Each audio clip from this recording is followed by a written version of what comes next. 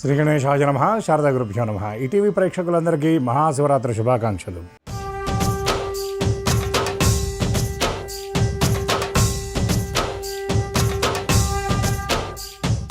శుభమస్తు కార్యక్రమానికి శుభస్వాగతం.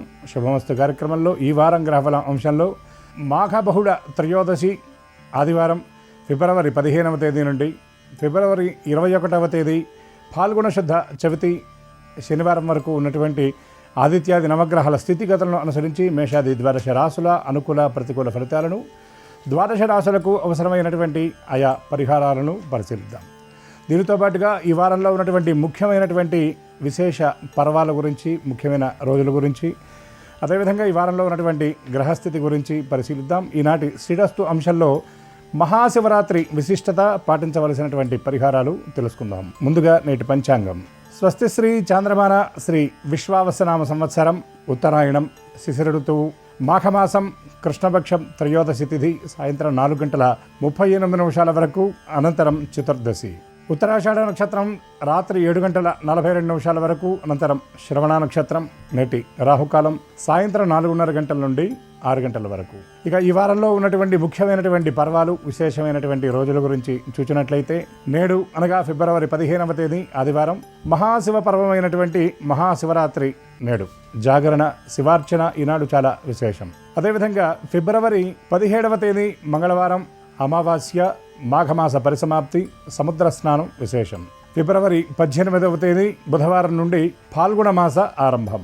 యాదగిరిగుట్ట శ్రీ లక్ష్మీ నరసింహస్వామి వారి బ్రహ్మోత్సవ ప్రారంభం. ఫిబ్రవరి 19వ తేదీ గురువారం నాడు చంద్రోదయం, శ్రీ రామకృష్ణ పరమహంస జయంతి శతవిషకార్తె ప్రారంభం. ఫిబ్రవరి 20వ తేదీ శుక్రవారం నాడు పల్నాడు జిల్లా అచ్చంపేట మండలం చామర్రు క్షేత్రంలో వేంచేసి ఉన్నటువంటి శ్రీ వరసిద్ధి వినాయక స్వామి వారి దివ్య కళ్యాణ మహోత్సవం. ఇవి ఈ వారంలో ఉన్నటువంటి ముఖ్యమైనటువంటి పర్వాలు, విశేషమైనటువంటి రోజులు. ఇక ఈ వారంలో ఉన్నటువంటి గ్రహస్థితిని పరిశీలించినట్లయితే, సూర్యోదయ లగ్నం అనగా రవి సంచరిస్తున్నటువంటి రాశి కుంభరాశి, చంద్రుడు మకర, కుంభ, మీనరాశుల యందు సంచారం, కుజుడు మకర రాశి యందు సంచారం, బుధుడు కుంభరాశి యందు సంచారం, బృహస్పతి వక్రగతుడై మిథున రాశి యందు సంచారం, శుక్రుడు కుంభరాశి యందు సంచారం, శని మీనరాశి యందు, రాహువు కుంభరాశి యందు, కేతువు సింహరాశి యందు సంచారం. ఈ గ్రహస్థితిని అనుసరించి ఈ వారంలో ఉన్నటువంటి మేషాది ద్వాదశ రాశుల అనుకూల ప్రతికూల ఫలితాలను, ఆయా రాశులకు అవసరమైనటువంటి పరిహారాలను పరిశీలిద్దాం. ముందుగా మేషరాశి.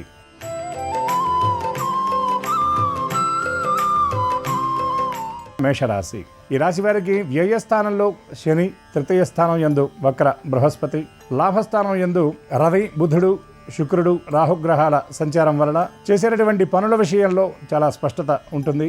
ఆలోచనల్లో ఉన్నటువంటి జాప్యాన్ని అధిగమిస్తారు. పనుల్లో ఎదురయ్యేటటువంటి ఇబ్బందులను ఏమాత్రం లక్ష్య పెట్టకుండా చక్కగా ముందుకు వెళతారు. ముఖ్యంగా ఉద్యోగస్తులు కార్యస్థానంలో ఉన్నటువంటి ప్రతికూలతలను అనుకూలంగా మార్చుకోగలుగుతారు. వ్యాపారస్తులు విస్తరణ కార్యక్రమాలను చాలా వేగవంతంగా ముందుకు తీసుకువెళతారు. ఆశించినటువంటి లాభాలను చక్కగా చేజిక్కించుకోగలుగుతారు. విద్యార్థులు ప్రణాళికాబద్ధంగా పనిచేసి ఆశించినటువంటి ఫలితాన్ని రాబట్టుకుంటారు.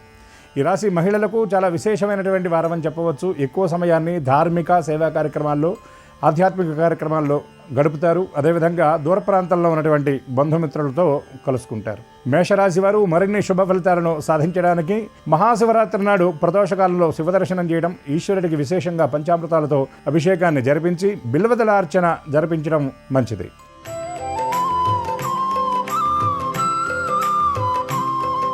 వృషభ రాశి ఈ రాశి వారికి లాభస్థానం యందు శని, అదేవిధంగా రాజ్యస్థానం అంటే దశమ స్థానంలో రాహువు, బుధుడు, రవి, శుక్రగ్రహాల సంచారం వలన మాట విషయంలో చాలా జాగ్రత్తగా వ్యవహరించాలి.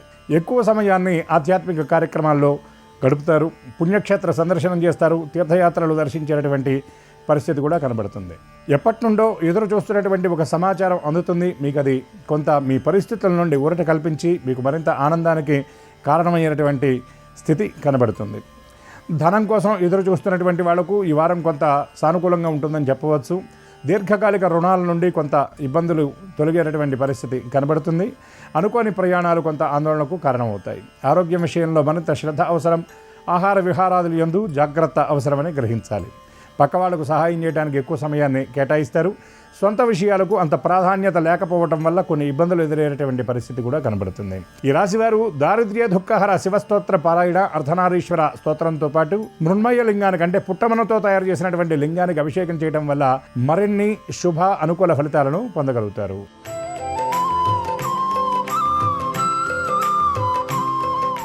మిథున రాశి. ఈ రాశి వారికి జన్మరాశి యందు వక్ర బృహస్పతి, అష్టమ స్థానం యందు కుజుడు, భాగ్యస్థానం యందు రవి, బుధ, శుక్ర, రాహుగ్రహాల సంచారం వలన చేసేటటువంటి కార్యక్రమాల విషయంలో చిన్న చిన్న ఆటంకాలు అడ్డంకులు ఎదురైనా వాటిని ఏమాత్రం కూడా లక్ష్య పెట్టరు. ఆర్థిక వ్యవహారాల్లో చిన్న చిన్న చిక్కులు ఎదురైనప్పటికీ కూడా వారి వారి కార్యకలాపాల్లో మాత్రం ఎటువంటి ఆటంకాలు లేకుండా అనుకున్నటువంటి పనులను సకాలంలో పూర్తి చేస్తారు. సమీప వ్యక్తుల నుండి ముఖ్యమైనటువంటి సలహాలు సూచనలు గ్రహిస్తారు. కుటుంబంలో ఇబ్బందులు ఎదుర్కొంటున్నటువంటి వాళ్లకు ఈ వారంలో ఆ సమస్యలన్నీ కూడా పరిష్కార దిశగా అడుగులు వేసేటటువంటి పరిస్థితి ద్యోతకమవుతుంది.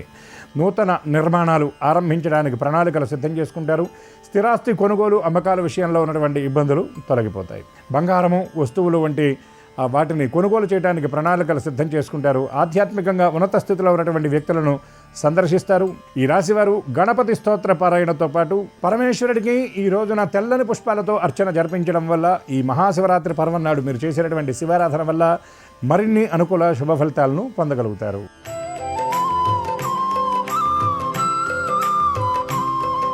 కర్కాటక రాశి.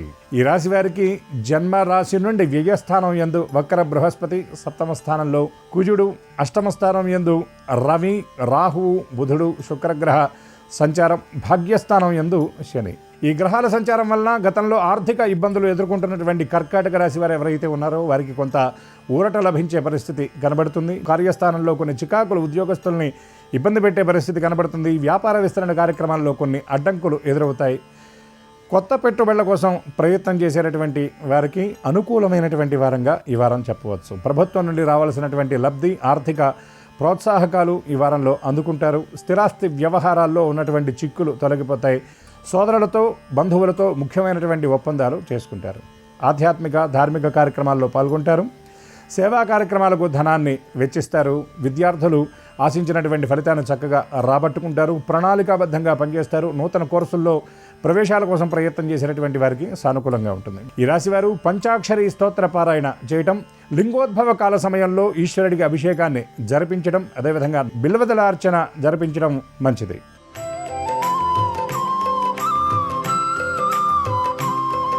సింహరాశి. ఈ రాశి వారికి లాభస్థానం యందు బృహస్పతి, అష్టమ స్థానం యందు శని, సప్తమ స్థానం యందు రవి, రాహువు, బుధుడు, శుక్రగ్రహాల సంచారం వలన ఆలోచనలు చాలా విపరీతంగా ఉంటాయి. ఆలోచనల ఒత్తిడి, బరువు, తాకిడి ఎక్కువగా ఉంటుందని చెప్పవచ్చు. సమీప వ్యక్తులను కొన్ని వ్యవహారాల్లో ప్రోత్సహిస్తారు, కానీ మీ విషయాల్లో మాత్రం కొంత జాప్యం చేయడంతో పాటు అలసత్వం వల్ల కొన్ని ముఖ్యమైనటువంటి అవకాశాలను చేజార్చుకునే పరిస్థితి ఈ రాశి వారికి ప్రత్యేకంగా ఈ వారంలో ద్యోతకమవుతుంది. కుటుంబ వ్యవహారాలు కొంత భారంగా అనిపిస్తాయి. అదేవిధంగా దంపతులు జీవిత భాగస్వామితో కొన్ని వ్యవహారాల్లో మాట పట్టింపులు ఉండేటటువంటి పరిస్థితి కనబడుతుంది. సంతానానికి సంబంధించినటువంటి భవిష్యత్తు గురించి ఎక్కువ ఆలోచన ఆందోళనకరమైనటువంటి రీతిలో ఉంటుంది. సమీప వ్యక్తుల ప్రవర్తన మీకు కొంత మనస్తాపానికి కారణమవుతుంది. ఈ వారంలో ఆహార వ్యవహారాల విషయంలో సమయపాలన లోపించడం వల్ల కొన్ని ఇబ్బందులు ఎదుర్కొంటారు. ఈ రాశివారు ఈనాడు ఈ మహాశివరాత్రి నాడు శివ దర్శనం చేయడంతో పాటు ఈశ్వరుడికి ఫలరసాలతో అభిషేకాన్ని జరిపించడం, అదేవిధంగా భస్మంతో అభిషేకాన్ని జరిపించడం వల్ల మరిన్ని అనుకూల శుభ ఫలితాలతో పాటు అష్టమ శని ప్రభావాన్ని కూడా చక్కగా తగ్గించుకోగలుగుతారు.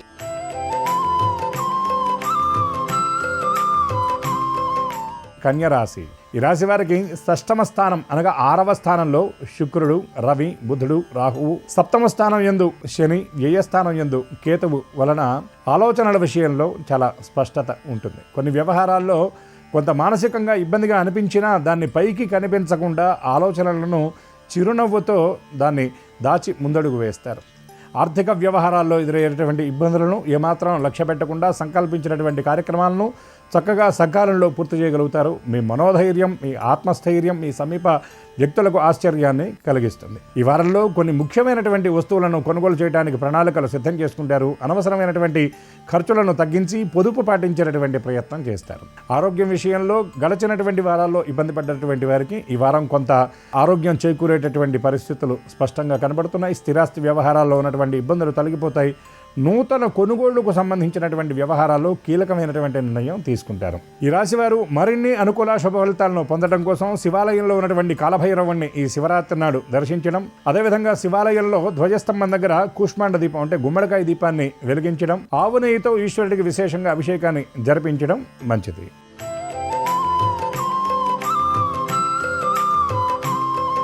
తులారాశి. ఈ రాశి వారికి అర్ధాష్టమ స్థానం యందు ఉన్నటువంటి కుజుడు, పంచమ స్థానంలో ఉన్నటువంటి రవి, రాహు, బుధ, శుక్రగ్రహాలు, షష్టమ స్థానంలో ఉన్నటువంటి శని ప్రభావం వలన మీరు చేసేటటువంటి ఆలోచనల విషయంలో స్పష్టత ఉండదు. పనుల విషయంలో తొందరపాటు, తొట్టుపాటు వల్ల కొన్ని ఫలితాలను చేజార్చుకోగలుగుతారు. అదేవిధంగా వ్యాపారాల విషయంలో అనుకోని ఒడిదుడుకులు ఎదురవుతాయి. ప్రభుత్వం నుండి, అధికారుల నుండి కొన్ని రకాల చిక్కులు ఎదురయ్యేటువంటి పరిస్థితి కనపడుతుంది. కాబట్టి తగు రీతిలో జాగ్రత్తగా ఉండాలి.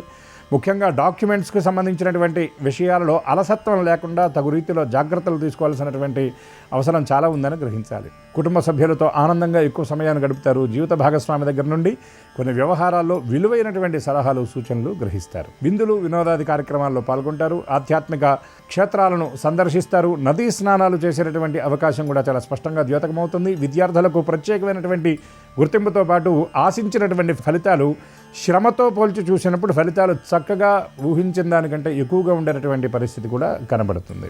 ఈ రాశివారు పంచాక్షరి స్తోత్ర పారాయణ చేయటంతో పాటు ఈశ్వరుడికి దధితో అంటే పెరుగుతో అభిషేకాన్ని జరిపించడం, లింగోద్భవ కాలంలో బిల్వదళాలతో ఈశ్వరుడికి అర్చన ఈ రోజున ఈ శివరాత్రి నాడు చేయటం వల్ల మరిన్ని అనుకూల శుభ ఫలితాలను పొందగలుగుతారు.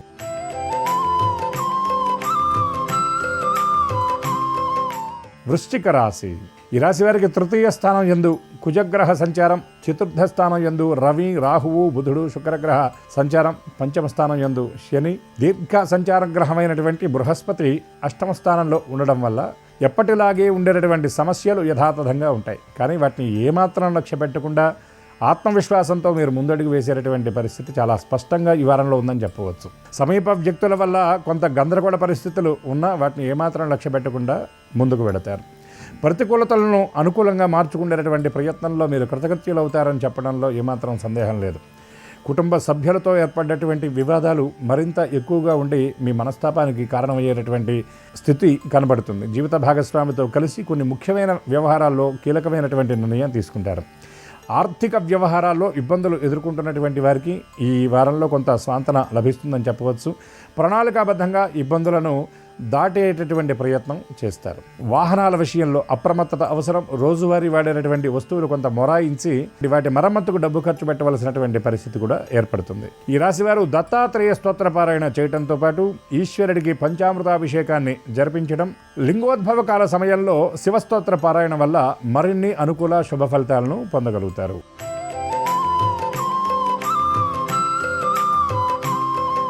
ధనురాశి వారికి సప్తమ స్థానం యందు వక్ర బృహస్పతి, ద్వితీయ స్థానం యందు కుజుడు, తృతీయ స్థానం యందు రవి, రాహువు, బుధుడు, శుక్రగ్రహ సంచారాలు, అదేవిధంగా చతుర్థ స్థానం యందు శని సంచారం వలన చేసేటటువంటి పనుల విషయంలో ఉత్సాహం అనేది కొంత సన్నగిలుతుంది. రోజువారీ చేసేటటువంటి పనుల విషయంలో కూడా కొంత జాప్యం ఉంటుంది. తాత్సారం వహిస్తారు. కొన్ని విషయాల్లో ప్రతికూలతలు ఎదుర్కొంటారు. ముఖ్యంగా ఉద్యోగస్తులు కార్యస్థానంలో చేసేటటువంటి పనుల విషయంలో శ్రద్ధాలోపం వలన మాట పడవలసినటువంటి పరిస్థితి కూడా కనబడుతుంది. జీవిత భాగస్వామితో చిన్న చిన్న ఇబ్బందులు, మాట పట్టింపులు ఉండవచ్చు. సంతానానికి సంబంధించినటువంటి భవిష్యత్తు కోసం కొన్ని ముఖ్యమైన కీలకమైన చర్యలు తీసుకుంటారు. దూర ప్రాంతంలో ఉన్నటువంటి బంధువుల నుండి కొన్ని వార్తలు వింటారు. అవి మీకు మరింత బరువుగా, భారంగా అనిపించేటటువంటి పరిస్థితి కనబడుతుంది. దీర్ఘకాలిక ప్రయోజనాలు ఇచ్చేటటువంటి పెట్టుబడులు పెడతారు. ఆర్థిక వ్యవహారాల్లో చాలా కీలకమైన ముఖ్యమైనటువంటి నిర్ణయాలు తీసుకుంటారు. ఈ రాశివారు దక్షిణామూర్తి స్తోత్ర పారాయణ చేయడంతో పాటు ఈ మహాశివరాత్రి నాడు అనగా నేడు శివదర్శనం చేయటం, ఈశ్వరుడికి అభిషేకాన్ని జరిపించడం వల్ల మరిన్ని అనుకూల శుభ ఫలితాలను పొందడంతో పాటు కార్యసిద్ధిని, కామ్యసిద్ధిని పొందగలుగుతారు.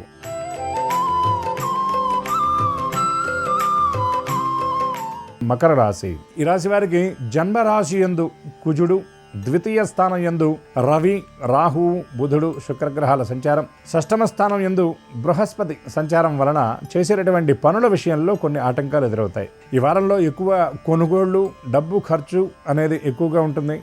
వచ్చేటటువంటి ధనంతో పోల్చి చూస్తే ఖర్చులు అనేవి అధికంగా ఉంటాయి.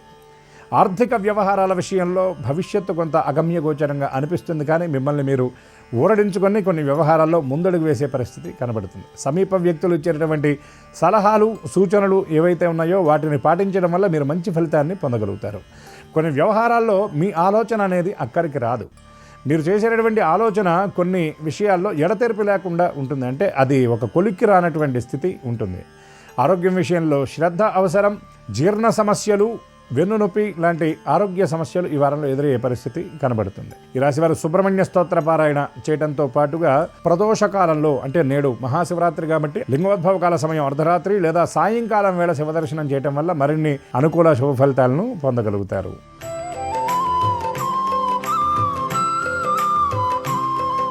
కుంభరాశి. ఈ రాశి వారికి జన్మరాశి యందు రాహువు, సప్తమ స్థానంలో కేతువు, అదేవిధంగా జన్మరాశి యందు రవి, బుధ, శుక్రగ్రహాల సంచారం, ద్వితీయ స్థానంలో ఉన్నటువంటి శనైశ్చర గ్రహ సంచార ప్రభావం వలన ఈ వారంలో ఈ రాశివారు వీలైనంత వరకు మాటల విషయంలో పొదుపు పాటించాలి. ఆరోగ్యం విషయంలో ఇబ్బందులు ఎదుర్కొంటున్నటువంటి వారికి కొంత ఊరట లభిస్తుందని చెప్పవచ్చు. ఆర్థిక వ్యవహారాల్లో చేసేటటువంటి లావాదేవీలు చాలా స్పష్టంగా ఉంటాయి. ప్రణాళికాబద్ధంగా పనులు మీరు చేస్తారు. అదేవిధంగా కార్యస్థానంలో మీరు నిర్దేశించుకున్నటువంటి లక్ష్యాలు ఏవైతే ఉన్నాయో వాటిని సకాలంలో పూర్తి చేస్తారు. మీ పనులు పూర్తి చేయడంతో పాటు సహోద్యోగులు ఎవరైతే ఉన్నారో వారికి మీరు పరిపూర్ణమైనటువంటి సహాయ సహకారాలను అందిస్తారు. సంతానం యొక్క విద్య, ఉద్యోగం, వివాహం కోసం ప్రయత్నం చేస్తున్నటువంటి వారికి ఈ వారంలో కీలకమైనటువంటి సమాచారం అంది ముఖ్యమైనటువంటి అడుగులు చక్కగా పడే పరిస్థితి కనబడుతుంది. దూర ప్రాంతాల్లో ఉన్నటువంటి బంధువుల రాక మీకు ఆనందాన్ని కలిగిస్తుంది. వారాంతంలో శారీరక శ్రమ అధికంగా ఉంటుంది. ఈ రాశివారు శివదర్శనం ఈ మహాశివరాత్రి నాడు చేయడంతో పాటు భస్మంతో ఈశ్వరుడికి అభిషేకాన్ని జరిపించి బిల్వదలార్చన జరిపించడం వల్ల మరిన్ని అనుకూల శుభ ఫలితాలను పొందగలుగుతారు. ఏళ్నాడి శని ప్రభావాన్ని కూడా కొంతవరకు తగ్గించుకోగలుగుతారు.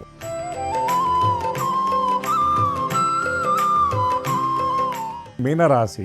ఈ రాశి వారికి జన్మరాశి యందు శని, అర్ధాష్టమ స్థానం యందు బృహస్పతి, ఏ స్థానం యందు రాహువు, రవి, బుధుడు, శుక్రగ్రహాల సంచారం వలన చేసేటటువంటి పనులలో మిశ్రమమైనటువంటి ఫలితాలు ఉంటాయి. ఆశించినటువంటి ఫలితం రాకపోయినా అటు ఇటుగా వచ్చినటువంటి దాంతోనే సర్దుకోవలసినటువంటి రీతిలో ముందడుగు వేస్తారు. నిరాశ నిస్పృహలకు తావివ్వకుండా దక్కినటువంటి దాంతో తృప్తిగా జీవించాలి అని వేసేటటువంటి అడుగులు, ఆ ఆలోచన విధానం మీకు చాలా చక్కగా అనిపిస్తుంది. సమీప వ్యక్తులకు సహాయ సహకారాలను అందించడానికి ప్రణాళికాబద్ధంగా మీ సమయాన్ని వారికి కేటాయిస్తారు. ఎవరైతే ముఖ్యమైనటువంటి మీకు బాగా ఆత్మీయులైనటువంటి వ్యక్తులు ఉన్నారో వారితో కలుసుకొని వారి విషయాలను మీరు తెలుసుకొని వారికి ముఖ్యమైనటువంటి సూచనలు ఇచ్చి దశా నిర్దేశం చేయడంతో పాటు మీ వ్యవహారాలను కూడా వారితో పంచుకొని మానసికంగా ఉన్నటువంటి మీ భారాన్ని తగ్గించుకుంటారని చెప్పవచ్చు. అవివాహితులు ఎవరైతే ఉన్నారో ఈ రాశివారు వారికి ఈ వారం కొంత అనుకూలంగా ఉంటుందని చెప్పవచ్చు. ఎక్కువ సమయాన్ని దైవ సంబంధమైనటువంటి కార్యక్రమాల్లో గడుపుతారు. ఈ రాశివారు మరిన్ని శుభ ఫలితాలను సాధించడానికి ఈనాడు మహాశివరాత్రి నాడు ప్రదోషకాలంలో శివదర్శనం చేయడం, ఈశ్వరుడికి విశేషంగా పంచామృతాలతో అభిషేకాన్ని జరిపించి బిల్వదలార్చన జరిపించడం మంచిది. ఆదిత్యాది నవగ్రహాల స్థితిగతులను అనుసరించి ఇవి ఈ వారంలో ఉన్నటువంటి మేషాది ద్వాదశ రాశుల అనుకూల ప్రతికూల ఫలితాలు.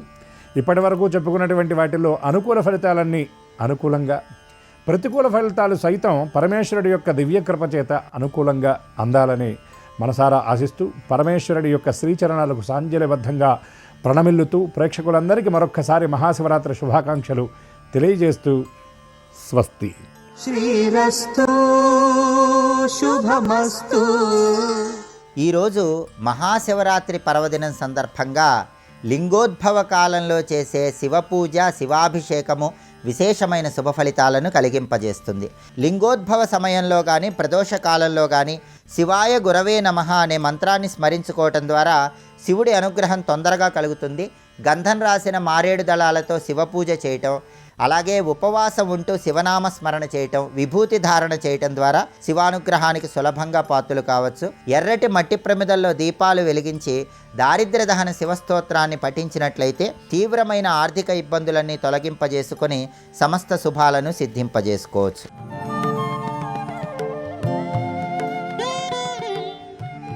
హర హర ఓం హర హర హర హర శంభో ఓం శివ శివ ఓం శివ శివ శివ శివ శంభో. పరమశివుడు మహానుభావుడు. సమస్త వేదముల చేత ప్రతిపాదింపబడినటువంటి పరబ్రహ్మస్వరూపము ఆ పరమశివుడే. శివ అనేటటువంటి మాటకి అర్థం మంగళం, కళ్యాణం, శుభం, ఇటువంటి మాటలు చెప్తారు. అంటే ఎక్కడెక్కడ శివుణ్ణి ఆరాధిస్తారో, ఎక్కడెక్కడ పరమశివుని యొక్క అనుగ్రహం ఉంటుందో అక్కడక్కడ కళ్యాణం ఉంటుంది, మంగళం ఉంటుంది, శుభం ఉంటుంది తప్ప వేరొకటి ఉండేటటువంటి అవకాశం ఉండదు. అందుకే ఒక్క శివుడికి మాత్రమే శాస్త్రాలలో పరమశివ అనేటటువంటి మాట ఉంది. పరమ విష్ణు, పరమ బ్రహ్మ అన్న మాటలు ఉండవు. అలాగే సదా విష్ణు, సదా బ్రహ్మ ఈ మాటలు ఉండవు. సదాశివ, పరమశివ ఈ రెండు మాటలు విశేషణాలుగా శివుడికే అన్వయం చేస్తారు. ఎందుచేత ఆయన పరమశివుడయ్యాడు, సదాశివుడయ్యాడు అంటే ఎప్పుడైనా కోపంగా ఉన్నట్టు కనపడతాడు, కానీ నిజానికి ఆయన కోపమునకు వశుడయ్యేటటువంటి స్వభావం ఉన్నవాడు కాడు. మరి ఎందుకు క్రోధం తెచ్చిపెట్టుకున్నట్టుగా ప్రవర్తించడం అంటే లోకాన్నంతటినీ ధర్మ మార్గంలో ప్రవర్తింపచేయడం కోసమని. లోకంలో ప్రజలు ధర్మ మార్గాన్ని విడిచిపెట్టి అధర్మాన్ని పట్టుకున్నప్పుడు వాళ్ళు ఆ అధర్మ మార్గంలో వెళ్ళి చెడిపోకుండా ఉండేటట్లుగా చెయ్యడం కోసం తాను కోపాన్ని నటించి మళ్ళీ ప్రజల్ని ధర్మ మార్గం వైపుకి తిప్పుతూ ఉంటాడు. అందుకే దక్షయజ్ఞం లాంటి చెయ్యకూడనటువంటి యజ్ఞాలు చేసినప్పుడు క్రోధం తెచ్చుకున్నవాడిలా నటించి మళ్ళీ ప్రజలందరినీ సన్మార్గం వైపుకి, ధర్మపథం వైపుకి తిప్పుతూ ఉంటాడు. అందుకే ఆయన నందీశ్వరుణ్ణి ఆరోహించి వెళుతూ ఉంటాడు. నంది ఆయనకి వాహనము అన్న మాటకు అర్థం ఆయన ధర్మమును అధివసించి ఉంటాడు అని.